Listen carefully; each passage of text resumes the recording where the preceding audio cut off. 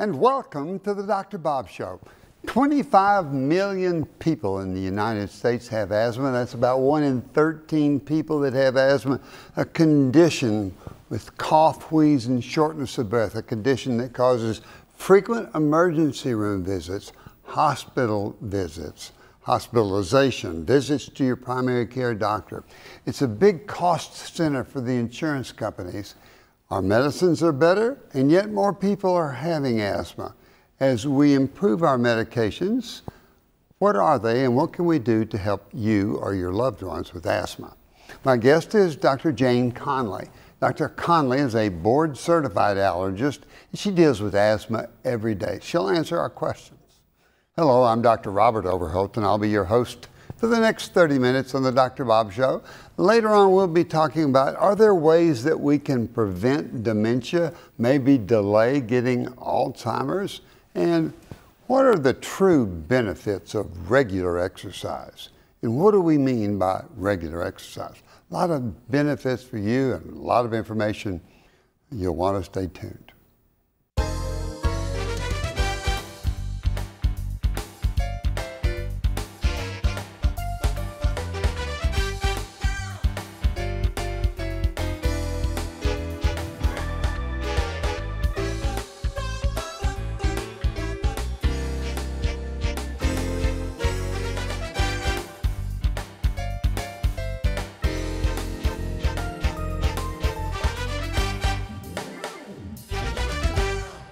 We're talking with Dr. Jane Conley, board-certified allergist, and we're talking about asthma.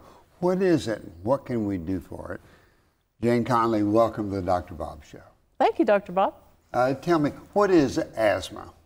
So asthma is a disease of the bronchial tubes, and we have two problems. Now, the bronchial tubes inside the lungs. Yes, yes, sir. And we have two problems, and let's just look at what a normal bronchial tube looks like first. So here's our normal bronchial tube, and most of us probably think of that as just like pipes that are always the same size, the same diameter that we can breathe in and out.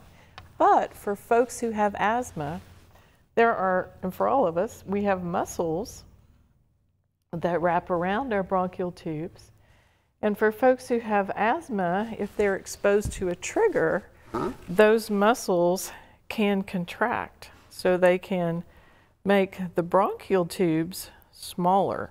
So they squeeze down on the bronchial tubes, making it hard for the air to come in and come out? That's exactly it. What's the patient feel like when that's happening? The patient feels short of breath. In extreme cases, they'll say, I feel like I'm breathing through a straw. Oh. Yeah. That must be very frightening. Yes, absolutely. This is what we would commonly describe as an asthma attack. The medical terms would be bronchoconstriction or bronchospasm. And are there things that we can do to relieve that? Yes, yes. So asthma is a condition where there's bronchospasm that makes people wheeze and have shortness of breath, cough, tight feeling in the chest. Yes. What's going on inside those airways? And so the second problem with asthma is inflammation.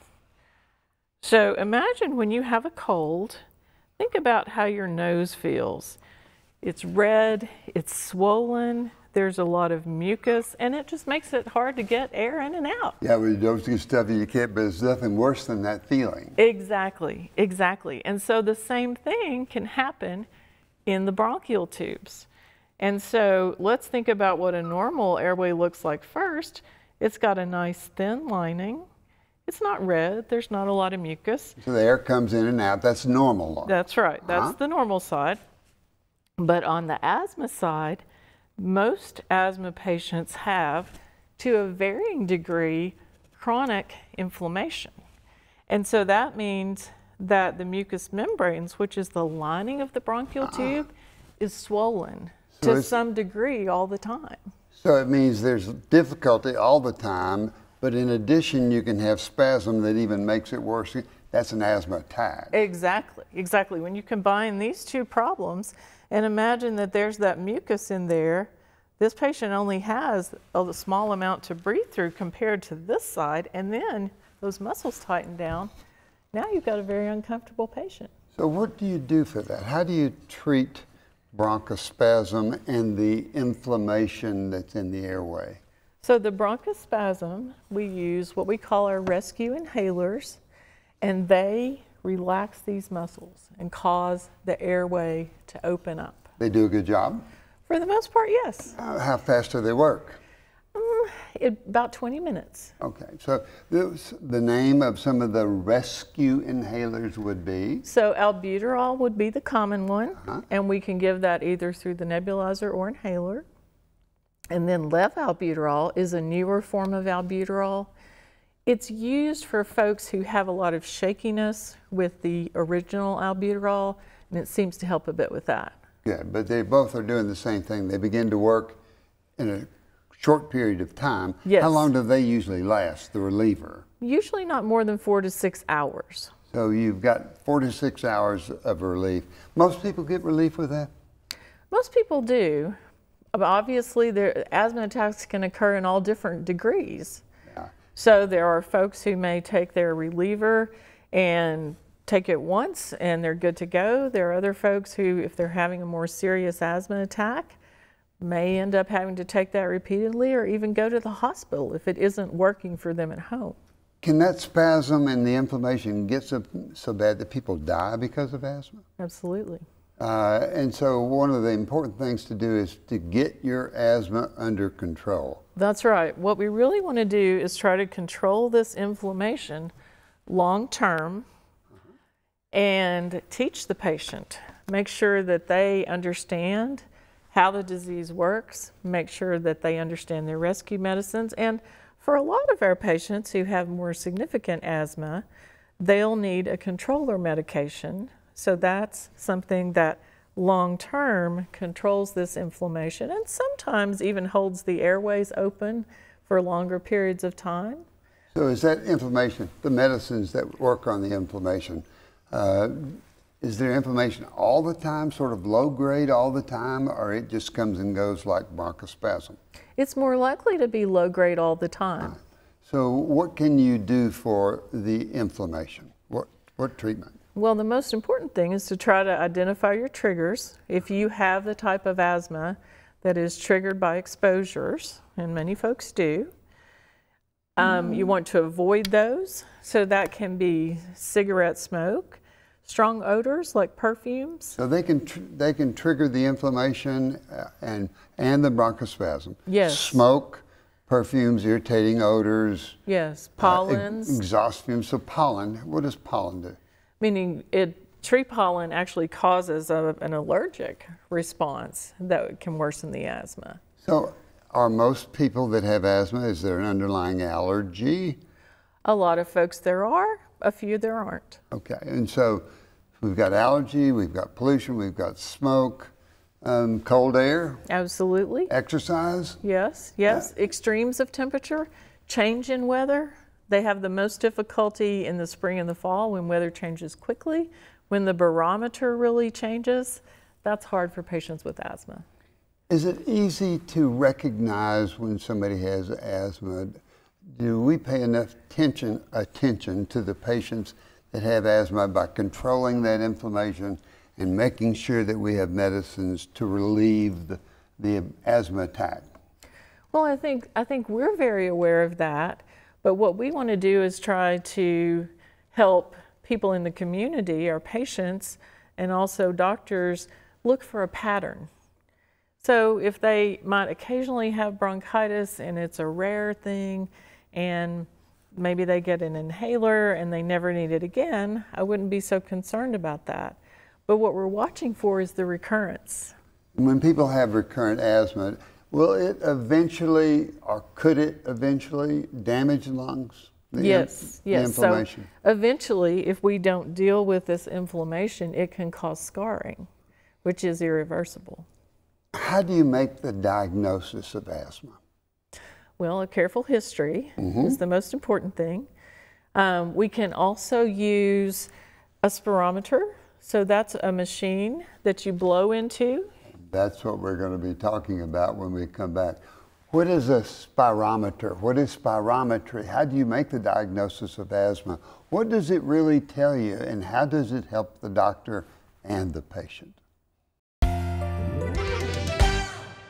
We're talking with Dr. Jane Conley, board-certified allergist. We're talking about bronchial asthma, a condition that has two problems. One, where there's bronchospasm, muscle on the outside of the airway squeezes down and causes difficulty breathing, difficulty in the air going by.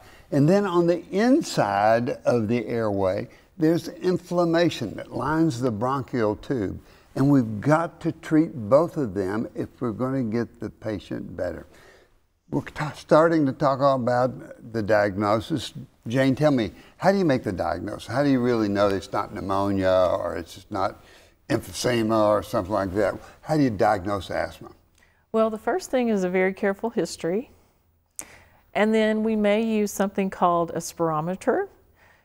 That is a device that is essentially a mouthpiece hooked up to a computer, similar to this, and it can measure how quickly the air is coming out. So if it's not coming out fast as it's compared to normalcy, then yes, you know something is blocking the airway. Exactly. Does that tell you it's asthma, or just may tell you your lungs are not working good?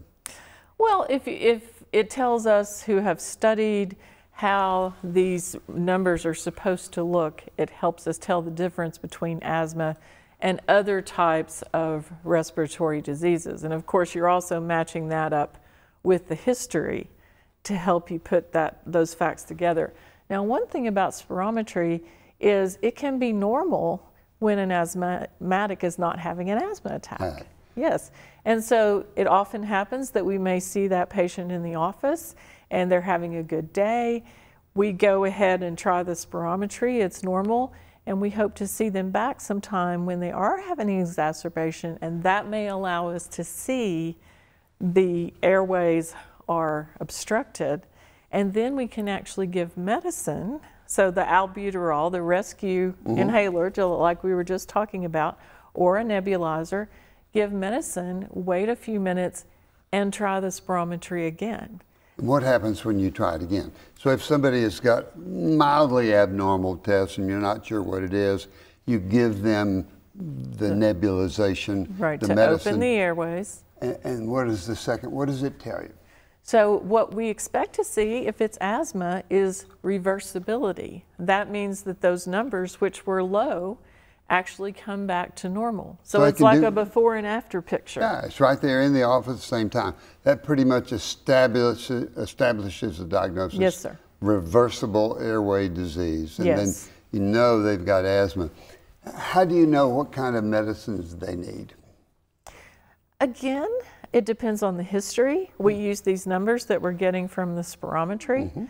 We try to especially emphasize whether or not they've had emergency room visits or hospital visits.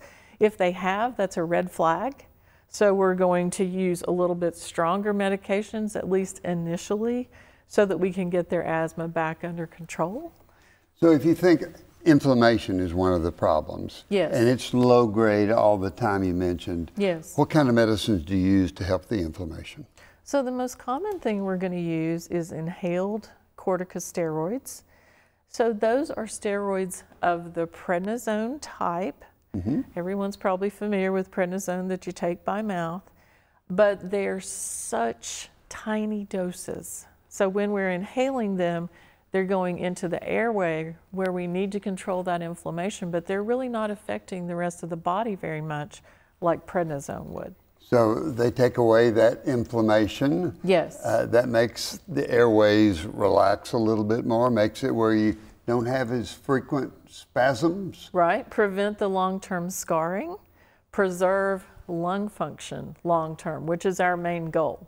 So how do you know how effective that medicine is? So if you've got inflammation in there and you put somebody on medication, inhaled corticosteroids, yes, cortisone medication, yes, that's supposed to take away, how do you know if it's taking away the inflammation?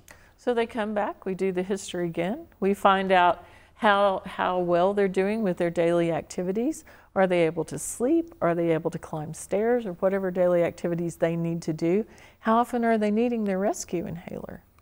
If our plan is working, they should need their rescue inhaler less, and they should be able to function better in their daily activities. So Do you increase the dose of the corticosteroid or decrease the dose according to how they're doing when they come back and you take the history? Let's Yes. say that the patient comes back and says, wow, I didn't realize how much trouble I was having. I'm doing fine. I'm not having any problems, not having to use my rescue inhaler. What's your plan at that time? So then we may step down the treatment. So once we've got the asthma under control, we may decrease, perhaps use the same medicine, but decrease it a bit and see it doesn't usually take as much to keep the asthma under control if the patient will just take the medication on a daily basis and be faithful with it. If the patient comes back and says, you know, the air's been cold and I can't exercise and I'm still having trouble, I'm a lot better and I appreciate what you've done for me, but it's not good enough. What then do we have available? So we have combination inhalers. So we have inhalers that have the corticosteroid in them, but they also have a long-acting bronchodilator. So they hold the airways open for 12 hours or some even 24 hours. So you've got a long-acting bronchodilator, Yes. along with the inhaled steroids. So you're working at both the problems at the same time. Exactly. Seems like that'd be the best way to take care of the asthma. Yes, and they can still use their short-acting rescue inhaler if they need to. For example, let's say that a young athlete, maybe a school student, takes their long-acting bronchodilator and their corticosteroid when they leave in the morning, and at 3 o'clock they need to go run cross-country, then they can take their rescue inhaler before that to assist with keeping those airways open during that athletic activity.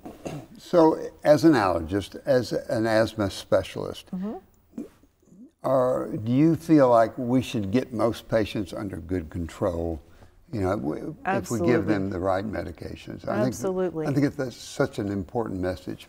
There are some new improvements, some medicines that are called biologics. Where do they fit into the treatment?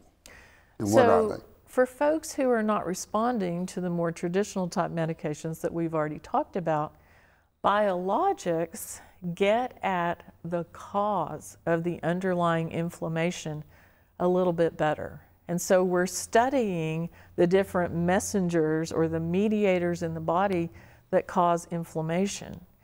And then we try to figure out, well, for any given patient, which messenger or mediator seems to be the most important, and then try to choose a medicine that's tailored to that. I've seen some people on the biologics that it's just changed their life with asthma. To me, the message of that is we're getting better and better with newer medicines, and it's Absolutely. really important that people realize, tell the doctor if you're not doing well, because they can do something to get that better. Yes. What's a peak flow meter? What does that do for you? So this is the home version of the spirometry blowing in the computer that we were just talking about. We can't follow you around with the computer, but we can send you home with this little plastic meter. And so when you're feeling short of breath, we teach you how to blow into it hard. This little arrow goes up depending on how hard you're able to blow in. And you can call us, give us the number. Of course, we've done this in the office, hopefully when you're well, so we have a baseline in your chart. So we know what you usually can do. This can be particularly good for parents who may be wondering how a child is doing. They can hand this peak flow meter to them and get some objective information. I think that's a tremendous thing, the fact that you have an objective measurement, because sometimes people say, my chest doesn't feel good, and you can measure the peak flow, you can see how they are doing, seeing if you need to call the doctor or give the reliever medicine. It's a way of following the patient. Yes, and just like with the spirometer, you can do before and after. So you have your child do this. It's not as high as it should be. You give their reliever medicine, wait 20 or 30 minutes, and try it again. And what we hope to see is that it's come back more into the normal range for that child or adult. Is it gratifying taking care of patients with asthma? I really like taking care of patients with asthma because they'll say, you've changed my life. Yeah. And I can exercise. I never knew I could do this. Isn't that a wonderful thing to be It's able a wonderful thing. to be able to change somebody's life like that? It is great. Jane Conley, you're a wonderful teacher. Thank you so much for coming to the Dr. Bob Show, telling us about bronchospasm and inflammation and newer medications and things that we can do to change the life of a person so they can breathe again. Absolutely. Thank you. Thank you for having me. Wasn't that fabulous? Now you're going to want to stay tuned. We're going to be talking about the benefits of regular exercise. Is it really a benefit to you? And can we prevent or delay the onset of dementia, Alzheimer's disease, other forms of dementia? Yes, we can. We'll be learning how. You'll want to stay tuned. I want to thank Dr. Jane Conley. Wonderful discussion on bronchial asthma. If you have asthma, remember, treat the inflammation as well as the bronchospasm. You'll do well. Now, questions from you, the viewer, that I think will be important to your health. Dr. Bob, is there anything I can do to prevent dementia? Well, we all fear getting Alzheimer's or other forms of dementia. And indeed, there are things that we can do to help prevent it or delay its onset. The literature says one thing we need to do is be sure that we check our hearing. If you're having hearing problems, you want to be sure that they're taken care of, because the hearing helps us process things and keeps our brain working properly. Keep your blood pressure under control, exercise on a regular basis, and improve your socialization. Get around people, laugh, enjoy yourself, socialize, and all those things together will help you decrease the chance of getting dementia. Now, in dementia, there's a word called neuroplasticity, and we're going to be talking more about that. Neuroplasticity means that the brain is used to doing certain things and has pathways that help us associate and help us perform different tasks. But we have to teach the brain to go new pathways. And if we do that, it will decrease the chances of getting dementia. So what do? Well, we learn a new language. We learn to play an instrument. Well, we learn new activities. We begin to read or to sing or to play instruments. We teach the brain new things to do, and the brain will do that, and those new brain waves will keep you, hopefully, from getting dementia. Question number 2. Dr. Bob, are there really benefits of regular exercise? I don't like to exercise. Well, you know, exercise is something that we all should do. So what does it do, and what is the importance of regular exercise? Well, number 1, it will decrease blood pressure. It will help us manage our weight. There is a runner's high, makes us feel better, makes us feel happy, and makes us feel good. It will improve bone health. When we exercise, we're pounding on the ground. That helps put calcium into bones and help keep the bones strong. So the benefits of regular exercise are tremendous. It will lower your cholesterol. It will help the heart, when you exercise regular, protect the heart from getting heart attacks. It develops new blood vessels, collateral circulation, so that if some of the blood vessels that nourish the heart have trouble, get hardening of the arteries, there's collateral circulation that will help you. So regular exercise is very, very important in your overall health.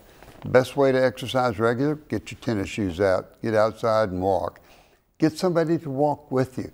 It will help socialization. You'll be able to talk about what's going on, and it will also encourage you to exercise at the same time. So those benefits are tremendous for you, regular exercise. The amount of cholesterol that we have in our body lowers with exercise. It raises the good, the kind we want, and helps lower the bad, the kind that we don't want. So be sure that you have exercise as an important part of your health program.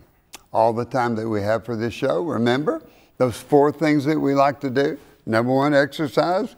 Well, we've talked about exercise and the benefits of exercise. Decreases stress, decreases anxiety, helps us sleep better, gets our bone strength better, lowers your cholesterol. It really will help make you healthy. Get 7.5 hours of sleep.